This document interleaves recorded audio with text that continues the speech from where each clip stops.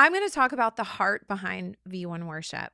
If you don't know, I'm Pastor Julie. I'm Pastor Mike's wife, and we planted this church in 2017 with a vision to have a church that felt like revival every week. And so worship is a huge part of what we do. And so the heart behind V1 worship is taking our core values and putting that into a service. What does that look like as a worship team? Our core values are freedom, generosity, unity, and excellence. And so we think about worship in terms of freedom, right? What does that mean in terms of freedom and excellence? Well, we can't worship for 800 billion hours and still stream to our other locations. And so, how does freedom operate in unity? And how do we stay in unity with our other locations? And what does excellence look like? And you might have all these questions like, how do these core values play into what is V1 worship? Well, we really believe that worship is what the primary is one of the primary calls of the church is for believers. What's the difference between worshiping in your car and coming into a church to worship God? Well, corporate worship is central to our faith. Corporate worship is important to build our faith. And so the church's primary call is to gather to worship and to hear the word proclaim. And so worship is half of our service. It's what makes I think our church special is the fact that we have dynamic worship. We have worship that's prophetic. We have worship that is fun but also serious. We have worship that is spirit led but then also excellent. And so I love being a part of this team because I feel like we do it all. And if there was ever a way to do it all, somehow we figure it out.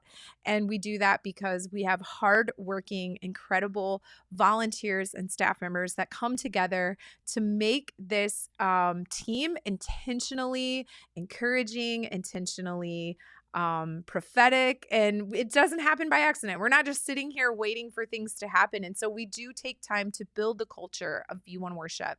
We build that culture using our values: freedom, generosity, unity, and excellence. And so what we do is before service, we take the time to create an atmosphere where the Lord is welcome. He's welcome in our building. We're not trying to keep him out of our service. We're not trying to sing our songs or have us four and no more. We're trying to create an environment where you can encounter God in a supernatural way, but you can also come into an environment where that is important, but not more important than God's word. And so we're setting the stage to hear God's word. And so our worship exists to be the platform from which the word is preached. So our hearts are open.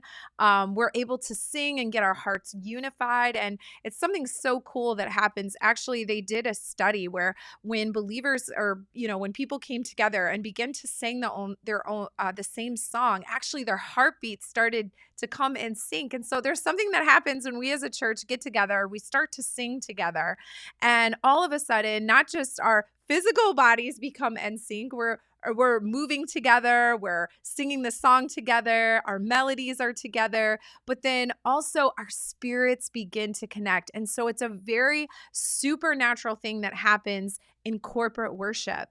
So many times in corporate worship, you see bodies getting healed. You see people getting revelations.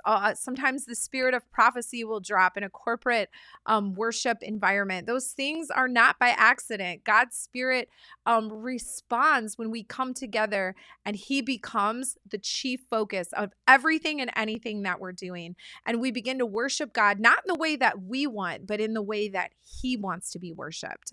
And so that's really what V1 Church is we are all just little Levites in God's house trying to build an environment in which he can be glorified. We want to do that excellently with our musicianship and with our skill. We want to do that in unity where we're not focused on what divides us. We're focused on what unifies us. And so sometimes the song isn't our preference, but we'll put that preference aside to serve our congregation and to serve something that they love and that they've attached to.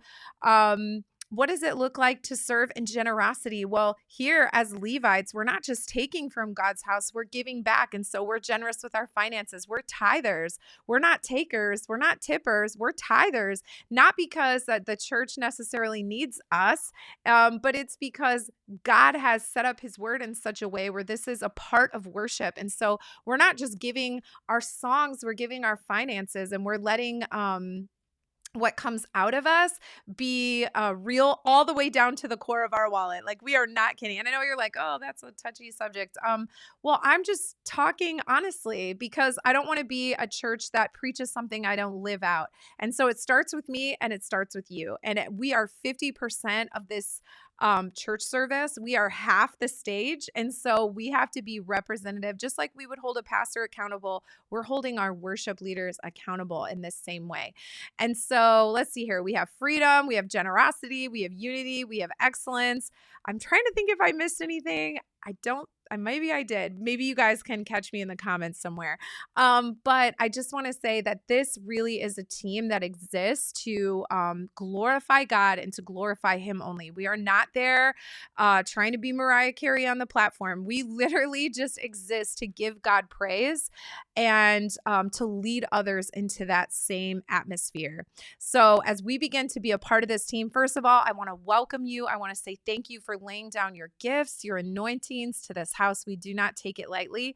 And also call you up. You're coming up to another level. This is a season where we're going to ask you to put away childish things and put away the milk and get on the meat. And so we are going to call you up. And so we're asking for permission to speak into your life. This is also a glorified connect group, if you will. So we're in intentional covenant, holding each other accountable. And we are just so excited about this journey with you.